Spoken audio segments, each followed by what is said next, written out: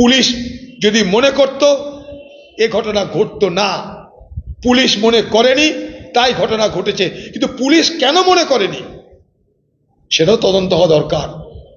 তাহলে কি পুলিশের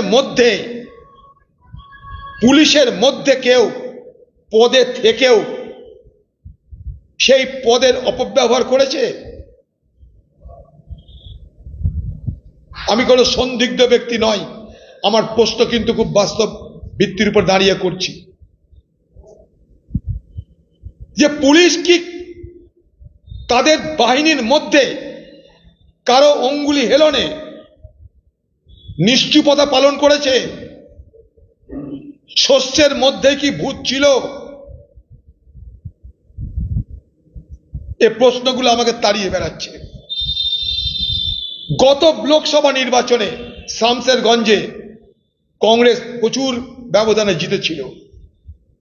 কংগ্রেসের দিকে চলে যাওয়া, তৃণমূলের হারিয়ে যাওয়া ভোট ফেরত আনার জন্য কি কোনো ছোটখাটো সংঘর্ষের নাটক উপস্থিত করার পরিকল্পনা ছিল? যারা সেই নাটকটা উপস্থাপনা করেছিল পরে হয়তো তাদের হাতের বাইরে চলে গেল, এরকম কি কোনো ঘটনা ঘটেছিল? আমাকে এতগুলো প্রশ্ন তাড়িয়ে বেড়াচ্ছে। কারণ ডাক বাংলার মোড়ে মদের দোকান কারা লুট করলো হঠাৎ করে? সেই মদ খেয়ে কারা শান্তিপূর্ণ আন্দোলনের পিছনে চলতে থাকলো? মুর্শিদাবাদের সংখ্যালঘু সম্প্রদায়ের মানুষ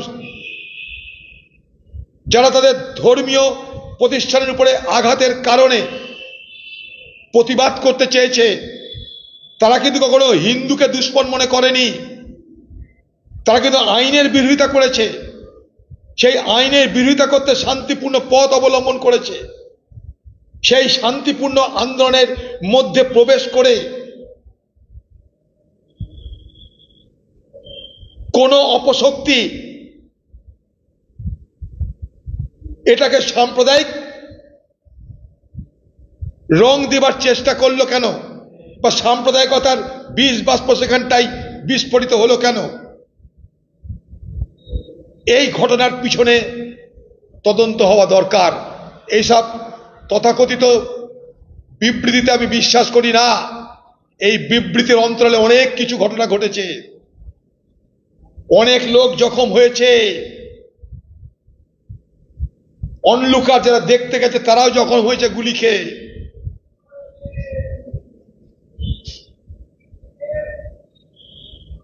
আমরা পুঙ্খানুপুঙ্খ তদন্ত চাই।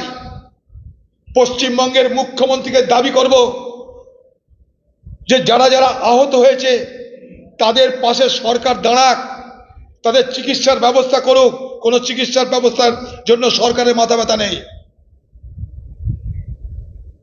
পশ্চিমবঙ্গের মুখ্যমন্ত্রীর আসা উচিত, এই মুহূর্তে আসা উচিত মুর্শিদাবাদে, সেই সমস্ত এলাকায় যাওয়া উচিত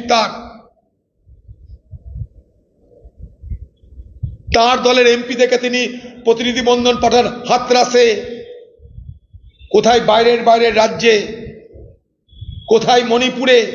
তো কেন আমাদের শামসেরগঞ্জ জঙ্গিপুর অচ্যুত হয়ে গেল? আপনি মণিপুরে প্রতিনিধি দল পাঠিয়েছিলেন, আপনি হাতরাসে প্রতিনিধি দল পাঠিয়েছিলেন, মণিপুরে পাঠিয়েছিলেন প্রতিনিধি দল, কেন জঙ্গিপুরে আসতে পারছে না কেন? এখানকার মানুষ কি ভোট দেয়নি? এখানে কি আপনার দলের এমপিরা আপনার দলের নয়?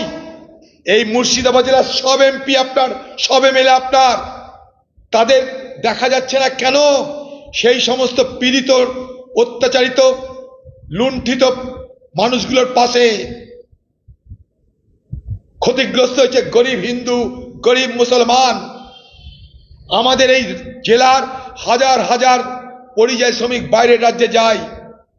এই মুর্শিদাবাদের এই দাঙ্গার ঘটনা যত বেশি বাইরে প্রচার পাবে, একটা পরিকল্পিতভাবে চেষ্টা করা হচ্ছে সবকিছুর জন্য মুসলমান দায়ী, সবকিছুর জন্য মুসলমানকে দায়ী করে যত বেশি প্রচার হবে তত আমাদের জেলা থেকে পরিযায়ী শ্রমিক যারা বাইরের রাজ্যে কাজ করতে যায় তাদের জন্য সমস্যা হতে পারে। তার জন্য পশ্চিমবঙ্গ সরকার কি ব্যবস্থা করছে? আমি প্রায় কখনো উড়িষ্যা, কখনো উত্তরপ্রদেশ, কখনো মহারাষ্ট্রে সেখানে আমাদের এখানকার পরিযায়ী শ্রমিকদের সমস্যা হলে আমার কাছে আসে, আমি দেখভাল করি, তাদের জন্য চেষ্টা করি। কিন্তু এরপরে যেভাবে প্রচার চলছে বাইরে যে মুর্শিদাবাদ জিহাদিদের দখলে চলে যাচ্ছে, মুর্শিদাবাদের মানুষকে বাইরে শত্রু বানানোর চেষ্টা হচ্ছে, সেইখানটায় দাঁড়িয়ে পশ্চিমবঙ্গ সরকারের ভূমিকা কি? পশ্চিমবঙ্গের মুখ্যমন্ত্রী এখনই ছুটে আসা উচিত। কেন তিনি কলকাতায় বসে বসে তিনি শিবের গান শুনছেন, শিব মন্দির কালী মন্দিরের গান শুনছেন? তার আগে এইখানকার মানুষের দুর্দশার কাহিনী শুনুন। আপনার কাছে এখন প্রাথমিকতা হয়ে গেল কালী মন্দির, শিব মন্দির, কোথায় আকাশে হাঁটার পথ আপনার কাছে প্রাথমিকতা পেল, এখানকার মানুষের দুরবস্থা আপনার কাছে প্রাথমিকতা পেল না কেন?